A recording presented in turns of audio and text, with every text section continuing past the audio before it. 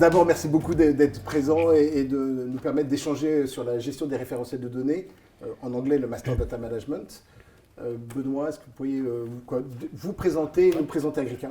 Oui, alors moi je suis Benoît Bénard, Oui. je suis architecte de données au sein du groupe Agrica.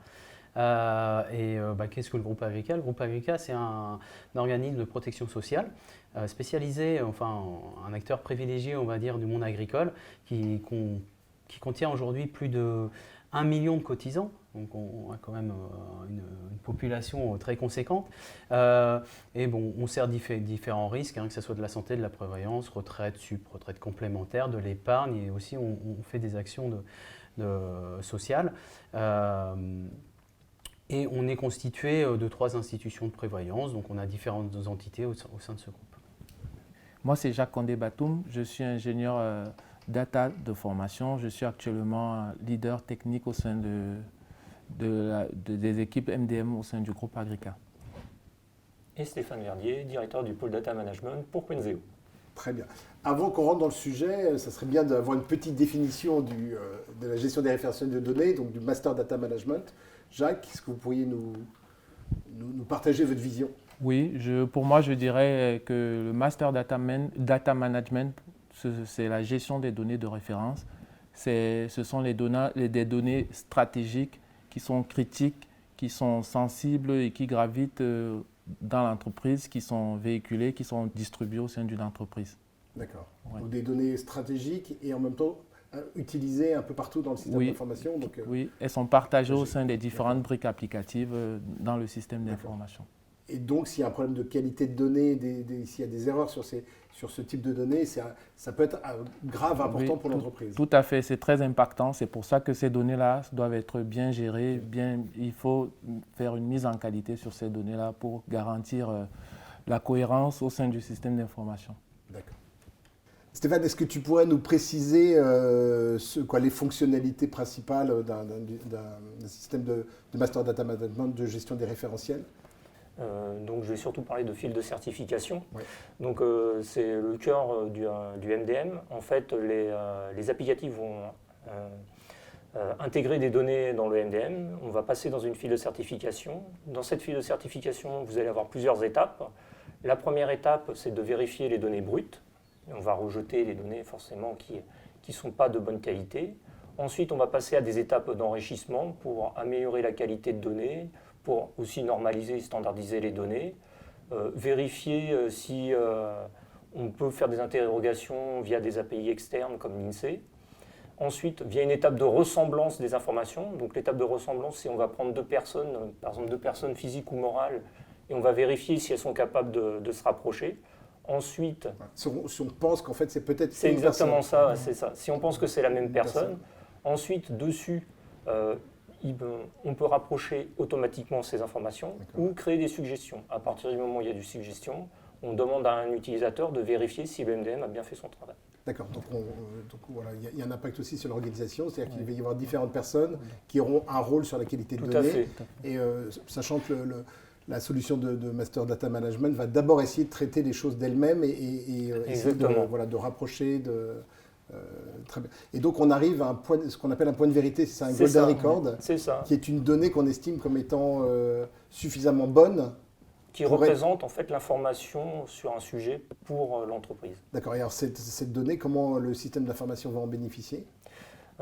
Une fois que ce golden est créé, donc, le but est de la diffuser aux différents CRM ou ERP, ou même que des applications comme des fronts, des sites web aillent chercher l'information directement dans le MDM. D'accord, donc soit on leur diffuse, soit ils vont aller la chercher d'eux-mêmes. Voilà. Et on est heureux parce que la qualité de l'ensemble du système d'information est montée d'un cran. Ouais. Très bien, donc effectivement c'est intéressant. Vous aviez choisi Semarchi dans cet appel d'offres. En fait, vous avez fait une consultation en 2015. Oui, tout à fait.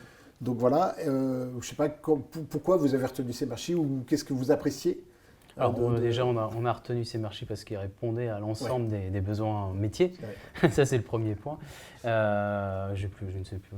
Et l'autre point, ce qu'on a vraiment aimé, c'est son côté simple, en fait. C'est une solution, finalement, au premier abord, qui est assez basique, mais qui contient toute la richesse évoquée par Stéphane, mais qui est assez simple à appréhender. ce rôle de certification est vite compris par les métiers et ils s'approprient vite l'outil. Donc c'était un vrai plus en tout cas dans le choix. Et puis après, c'est un système assez ouvert effectivement pour l'intégration, l'exposition de données. Bon, ça c'est un plus en termes d'architecture. Mais en tout cas, ça répondait pleinement aux besoins des métiers. D'accord. Jacques, est-ce que vous avez la même vision sur ces marchés, sur sa simplicité? Oui, tout à fait. Je dirais juste qu'au niveau il faut aussi mentionner la convivialité au niveau des IHM, Oui, tout à fait, oui, qui est user-friendly, facile à apprendre à main. Et c'est ce qui, je pense, qui fait la différence avec d'autres solutions qui sont proposées sur le marché. D'accord. Et en termes d'architecture technique, il n'y a pas de grande particularité sur ce type de projet ou dans l'intégration? Plutôt simple à intégrer? Oui, plutôt normal, simple à intégrer. Après, ça va de... dépendre du nombre de sources par lesquelles on va alimenter. Effectivement, si on a 2, 3 ou 20 sources, c'est pas la complexité un peu différente. Mais non, il n'y a pas en soi de complexité spécifique, technique en tout cas, sur ces projets. D'accord.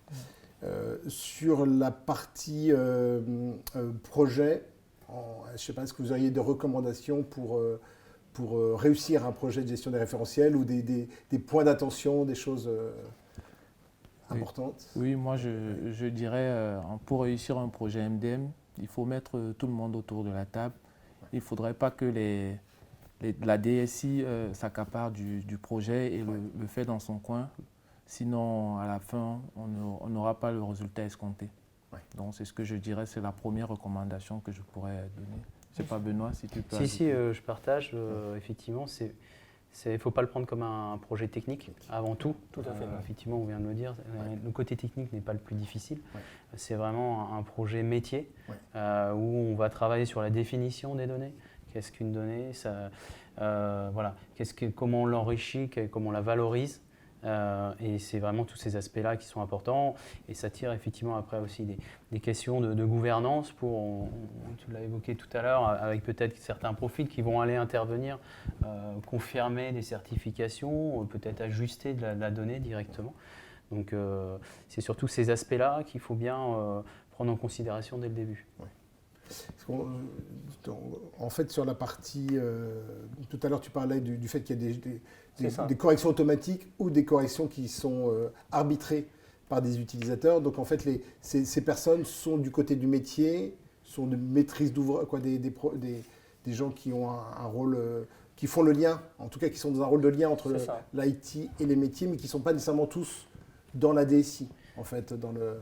Non, c'est plutôt côté métier, justement. Il faut avoir une vraie connaissance de la donnée, plutôt que des compétences techniques. Ouais.